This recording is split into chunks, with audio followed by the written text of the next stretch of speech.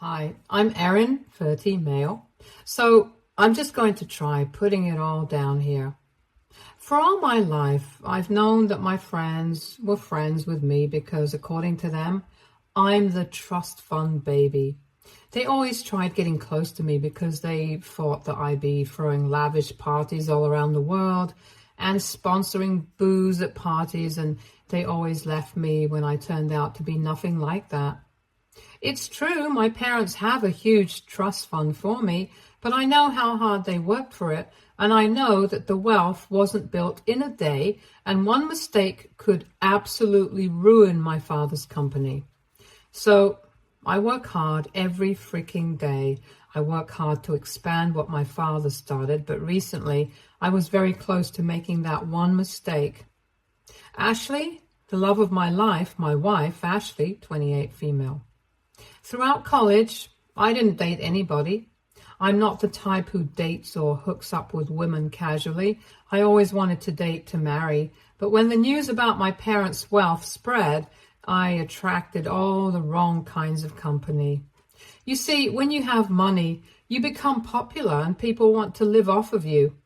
I did lend money to some of my friends and sponsored the occasional booze, but nothing extravagant, nothing that people expect from a trust fund baby.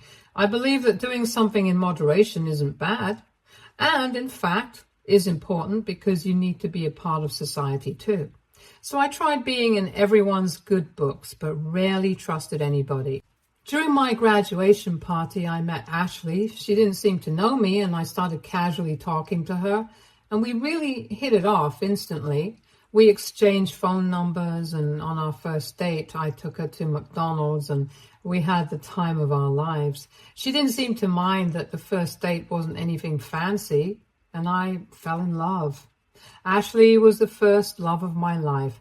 She wasn't boring and didn't seem to be trying hard to impress me. She was just being herself. Also, she was really smart. With her, I felt normal and seemed to get an image beyond my money. After 1 month of dating, when I took her to meet my parents, she didn't act surprised at all and seemed to accept that I was rich with nothing but neutrality. I took that as a positive sign that my wealth didn't faze her at all. And that time, it didn't occur to me that she probably wasn't surprised because that was part of her plan from day one, and that she absolutely knew who I was and knew how I wasn't dating anybody, so winning me over was all a carefully crafted strategy. She was full of elegance during her meeting with my parents. She was charming, and I was head over heels in love. She was the first girl I ever brought home, and my parents were very excited for me. We dated for a year, and during that time, she never accepted any costly gifts from me. Her reason for refusing was simply that we weren't married yet. I proposed to her after a year. She was an absolute sweetheart to my parents. She told my parents that she only had one request, that they never ask her to leave her work because she wanted to work to expand our fortune. My mother hugged her and said that they were glad I had found such a supportive wife. Ashley worked in an IT company and made a decent amount of money herself. On our second anniversary, my parents hosted a party. There, they announced that they wanted to give a gift to Ashley and proposed including her name as a beneficiary along with me. They went around introducing Ashley to everybody, including Rob, the trustee. He was an accountant on behalf of the company that looked after the legalities of the funds and investments. He was married and had a daughter. His wife was a lawyer in the same firm. Everything was taken care of, and my wife's name was included as one of the beneficiaries. Ashley bonded really well with my parents and was always doing her best to keep them happy. She also worked and traveled a lot for her job. Later on, I'd come to know that she was traveling with her affair partner. Whenever my parents threw a party, she was always eager to attend and looked stunning. On countless occasions at such parties, I have seen her talking to Rob in a corner, laughing a little too much, blushing, with wine in her hand. And as stupid and blind in love as I was, it never once occurred to me that I should suspect her of having an affair with Rob.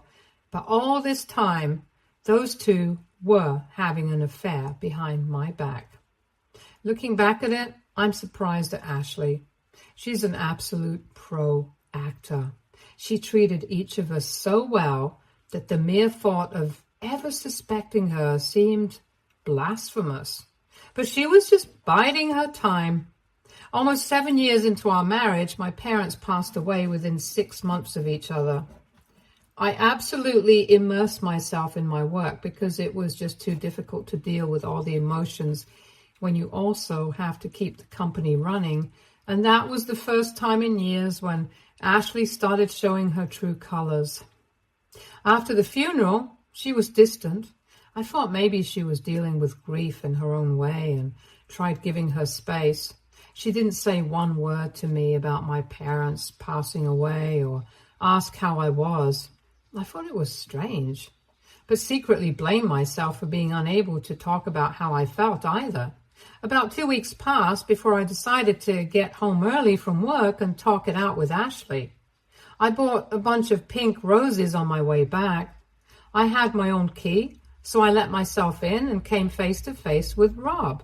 I was confused, so I asked him if he came to talk to me about the trust or something. Ashley came out from behind with 2 suitcases. It was then I noticed that even Rob had 2 suitcases. Ashley looked at me and said, "Oh, dang, I meant to do this quietly. I was meaning to leave a note and let you know that I'm moving out. But I guess we have to do it face to face now. Yeah, so I'm leaving you." Yep, you heard that right. And yeah, I'm moving in with Rob after we return from our vacation in Italy. Your parents made sure that I'll get enough money to afford it. Also, we're divorcing. Rob is also going to file for divorce. Now don't look like a forlorn puppy. Are those flowers for me? I'll take them. Thanks. Ciao. They were out of the door even before I could ask her to wait. I heard the engine revving up and then silence. And just like that, my wife of 7 years left me. Have you ever heard the expression about the world crashing down in front of you? Well, that best describes what I felt. For 2 days, I didn't leave the house. I didn't open the blinds. I was surviving on refrigerated food and then cup noodles. I never turned the TV off because I was scared of the silence. I didn't even feel like bathing. On the 3rd day, someone rang the doorbell, and I thought if I didn't open the door, they'd probably go away eventually, but that didn't happen. The bell kept on ringing, and whoever it was pressing the bell harder and longer with each go. 10 minutes went by, and still the ringing didn't stop. Now, there was someone banging on the door. I heard a woman's voice say, "I know you're in there. Open up. Right now, I'm not leaving till I talk to you." For a minute, I thought it was Ashley, but then I remembered that she was vacationing in Italy with Rob. This thought brought a fresh wave of sadness over me. But the knocking and banging wasn't stopping, so I dragged myself out of bed and started unlocking the door. I opened the door to find a red-haired woman in a 2-piece suit. She looked like she would bite my head off. She said, "Your wife ran away with my husband. Sitting here and being a wuss won't help anybody. So get up, go take a bath, and get yourself in the living room in 15 minutes. We have to talk about a lot of things." When I didn't respond, she let herself in and looked me straight in the eye and said, "What? You stink." Before heading to the bathroom, I said, "Okay, Mom," and she screamed back, "I heard that." Despite myself, I laughed. I started feeling a little human after my bath, and when I returned to the living room, it was spotless, and so was the kitchen. Sandra, Rob's wife, introduced herself. She told me that she had been trying to reach me at my office for the last 2 days, but couldn't get through, so she finally decided to show up at my doorstep. She meant business. I couldn't believe what she was telling me. Sandra said that, like me, she didn't suspect that Rob was cheating on her, and she only found out when he left the house 2 days back and said that he would send his assistant to collect the rest of his things. Like me, her world was shattered too. But she didn't wallow in self-pity. She started digging up dirt. The first thing she did was go through Rob's laptop. He stored his work stuff there, but he had his Facebook logged in. She wasted no time going through his chats and finding out with whom he was having an affair. And once she was sure, she swooped like a hawk. She had gone through every document related to my trust fund and was pretty sure that Rob was taking out money for his own use. It started small so that it went unnoticed, but eventually he had become bold and careless because he was being aided by one of the beneficiaries, who was none other than Ashley. A part of me wished that she was lying, but she wasn't. Sandra had all the proof and was ready to take them down. I was still hesitating when Sandra said, "I have a little daughter. I will wring out every single penny from Rob, and I will absolutely wreck Ashley. I don't care what you think. I just wanted to inform you. You don't have to be a part of it if you don't want to." I saw how determined and confident she was, and I instantly knew I could trust this woman, so I was on board. We shook hands. As my ex-wife was vacationing in Italy, we were hatching a plan that was going to cost her dearly. Ashley and Rob were back from their 10-day trip to Italy. Sandra and I were waiting for their call because we wanted to see what their reactions would be when the penny dropped. It was a Monday, and I was at work when I received a call from Ashley. As soon as I picked up, she launched into a rant. "What the hell is happening? What does Rob mean that we're in trouble, and where's my money?" I said, "You mean my parents' money that Rob was using to buy you gifts and probably that apartment you've moved into? I hope you heard from my lawyer. It's Sandra, Rob's wife, who, by the way, also works for the firm." I told her I had to go and hung up before she could say a single word. And when I got out of work that day, Ashley was waiting outside. I pretended not to notice her and walked towards my car, but she blocked my way. In my whole life of knowing her, I had never seen her so ruffled by anything. She asked me to explain things to her because apparently Rob's anxious retelling of the events wasn't making sense, and she wanted to hear it from me in layman's terms. I told her that I had heard from her lawyer about the divorce filing, the only thing being that she wasn't going to get a single penny. Oh boy, the look on her face. Never in her wildest dreams did she think this could be happening. I could see the panic grow inside her. I was filled with sadistic pleasure, and in the next moment, an overwhelming sense of guilt for putting her in this situation. I still loved her, and it's difficult to watch the person you love getting hurt. I had to get out of there quickly so that she couldn't manipulate me. I walked past her and started moving towards my car. I heard her screaming from behind. She was asking me to stop. Last thing I heard before I got in the car was, "How could you do this to me?" It felt like a stab and wanted to lash out so badly and say that I could ask her the same damn question. But instead, I got in my car and drove off. I could see her looking after the car, absolutely bewildered, in my rearview mirror. Meanwhile, Rob had been served with a notice that he was going to be terminated from the company. He was spoiling the reputation of the company, and apparently the news had leaked, and a lot of clients had called asking to terminate their contracts. So the best the company could do as damage control was fire Rob. Sandra had a lot of lawyer friends and arranged for the best lawyer, and she was sure of winning the case and getting custody. I was getting all these updates from Sandra while driving back home, and I felt much lighter. I came back home and wrote this up. My interaction with Ashley left me feeling very restless, and I wanted to vent. Do you guys think I'm going too hard on Ashley? In reality? AITA, Update 1. Hi everybody, I'm back with an update. It's been a week. Thanks for your support. Thanks for pulling me up when I was feeling so confused. I had my first therapy session and I showed him this Reddit post, and he said it's a good way to cope.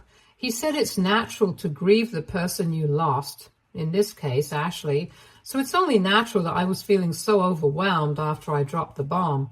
As for what happened this week, I'm going to try to summarize it for you all. Ashley called me again, and this time her tone had softened. Her voice sounded muffled, like she had been crying. She asked me if I had dinner, and when I said no, she said, "Do you want me to come over and cook it for you?" I was taken aback. I think she took my silence as a yes, because next she said that she would be at my house in half an hour. I finally found my voice and said, No, you won't. Are you kidding? After what you've done, you want to come here, cook me dinner, and play house? She cooed. "Baby, no, I know things have been bad, but we can talk." I was losing it then. I think I shouted at this point and went, "Bad? You call what you did bad? Just bad? It was evil. It was brutal and selfish. To hell with you. I don't ever want to see your face again. What the frick is wrong with you?" Next thing she said made me want to throw up. She asked me to stop overreacting. I think that was a turning point for me. The guilt over hurting her had been eating away inside me, but at this point, I saw her real face. A woman who didn't regret her actions one bit and would do it all over again in a heartbeat. The call was a move to try to manipulate me, a trap. She was oblivious to my realization was going on about how I was making her out to be a gold digger in the lawsuit, but how untrue that was because she was earning and had a job herself. I wanted to point out how I had paid all of her student debt. So if she was living comfortably now, it was because of me and my family. She said that the only reason she wanted to come over was that she thought we should talk and get back together, and I should withdraw my lawsuit because it was pointless. I couldn't help myself from asking, "What about Rob?" She said that Rob was just someone different and she was having an affair with him because he brought a change to her monotonous life.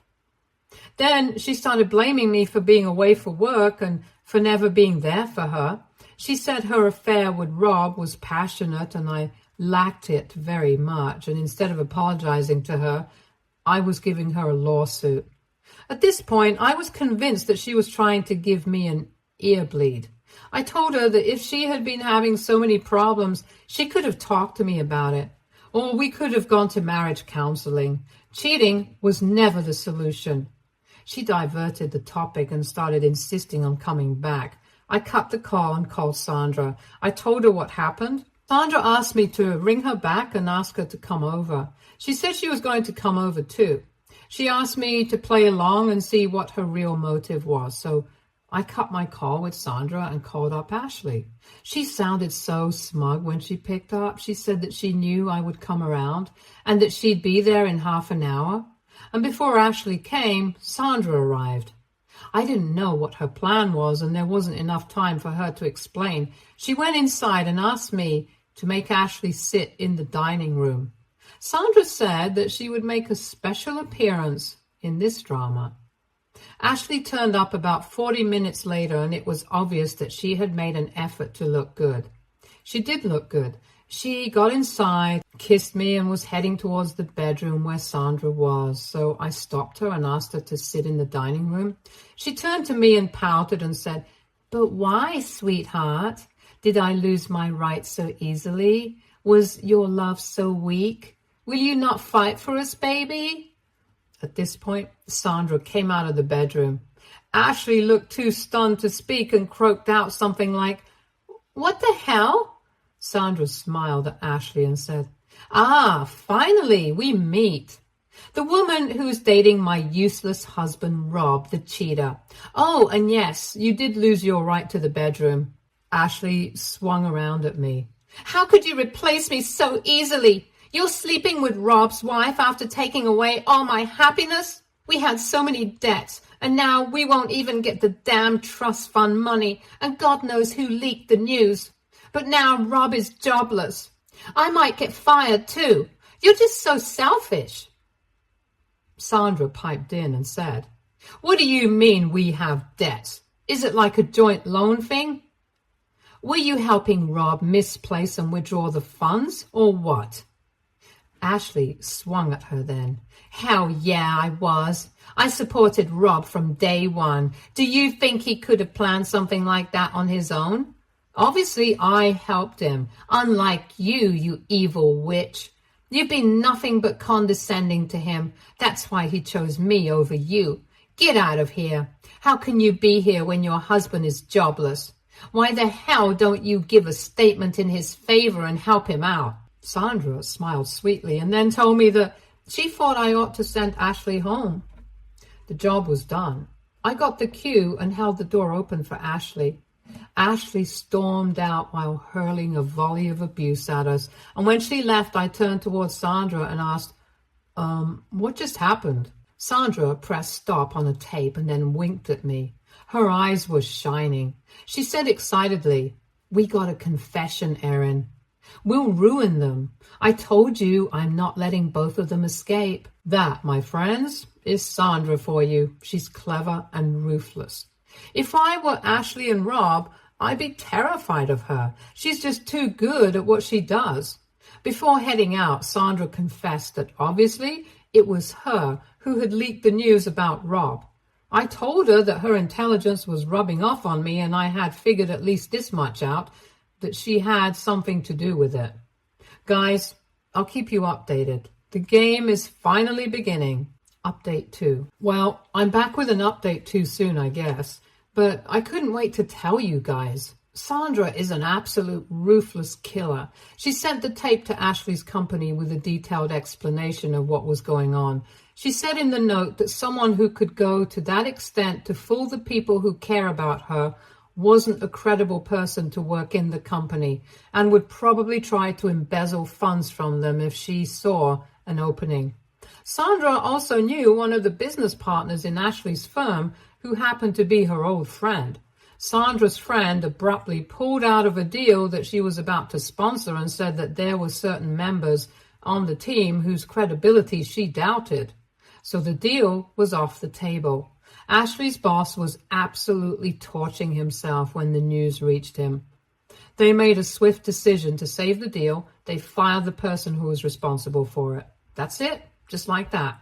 My ex-wife is fired from the company. Now both of them are jobless and in debt. Sandra told me that Rob had been calling her non-stop. And when she didn't pick up any calls, he started texting her. She asked him to stop annoying her and blocked his number. I'm really enjoying this now. I've also been having my sessions and my therapist tells me that Ashley could be a case study of narcissism.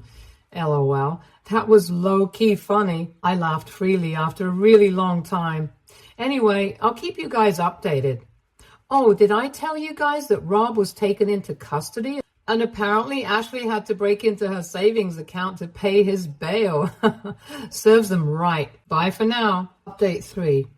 This morning, Sandra called me up and she was furious. Apparently early in the morning, Rob had constantly rung her doorbell. He was drunk and kept on abusing her. Her security camera recorded the whole thing.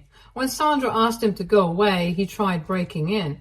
He only went away when Sandra threatened to call the police. The worst thing about this whole incident was that due to all the noise and everything, Sandra and Rob's daughter Emily woke up. She saw what was happening and is now traumatized. Divorce is usually hard on children, but seeing your father drunk on your doorstep, calling your mom names, and trying to break into the house is on a whole different level. Emily has since refused to leave her room. Sandra asked me if I could go over as she had to go to the police station and file a restraining order. She couldn't find a babysitter at such short notice, and I told her I would and phoned in at work, asking them to call me if they needed anything. As soon as I reached, Sandra was at the door. She told me that if Emily came out, I should give her some food because she hadn't even had breakfast. As soon as Sandra left, I knocked on Emily's room. When nobody responded, I got a pin and broke the lock. I don't know why, but I was feeling paranoid in that silence. I was thinking of the worst case scenarios and I just couldn't sit still while the child was suffering. When I burst into her room, there was nobody there, and I was hyperventilating. But then a small movement caught my eye. Emily was hiding under the bed. A little girl of 3 or 4 years who looked just like her mom except for her hair was looking at me with eyes full of terror. She was stuttering in fear and somehow managed to ask me if I was her dad's friend and if Rob had sent me. I knelt down and introduced myself. I told her that instead of her dad, I was actually her mom's friend. She seemed to relax a bit at that, and then she started anxiously looking out the window and asked if her dad was gone. I said he was, because her mom was like a tigress who would protect her cub with everything, and she started crying then as she told me how she was afraid that Rob would break in and hurt her mom. I told her that I would never let that happen. My heart was breaking for this innocent child who had not only lost a dad, but also seen what a horrible man her father was. I talked her into coming out and playing her favorite Disney movie. I heated up some lasagna and fed her. Sandra tells me that when she came back, she found Emily lying on my chest and sleeping peacefully, and I drooling into her favorite pillow. That night, when I was about to leave, Emily clung to my legs and wouldn't let me go. She kept crying, and then in the end, she said she was scared that Rob would turn up again and there would be no one to protect her mom. I joked that her mom didn't need protecting, but I shut up when Sandra rolled her eyes at me. It would be really difficult to explain a restraining order to a child, so I decided to stay the night. Emily slept peacefully, and so did I. The next morning, Sandra made us amazing pancakes, and I directly left for work. Emily made me promise that I would come to sleep at their house again that night. So, yeah, I guess that's my life now. I have to spend my nights at Sandra's house. Sandra's trying to find a good child psychologist, but as of now, has had no luck. I'll update you guys after the first hearing. Ciao. Update 4. Okay, phew, it's been a long time since I last updated you guys, right? Well, the first hearing is done. What a layman like me has figured out is this. Ashley and Rob are absolutely cooked. Yeah, I mean it, brother. They are cooked like barbecue. We have such alarming evidence against them that it's actually an open and shut case. But you know how courts are. So yeah, it's going to drag on for a while. Sandra believes that it won't take more than half a year. She also believes that both of them will be serving time in jail. As for the divorce, Ashley and Rob obviously won't get a penny. Rob has to pay child support as well.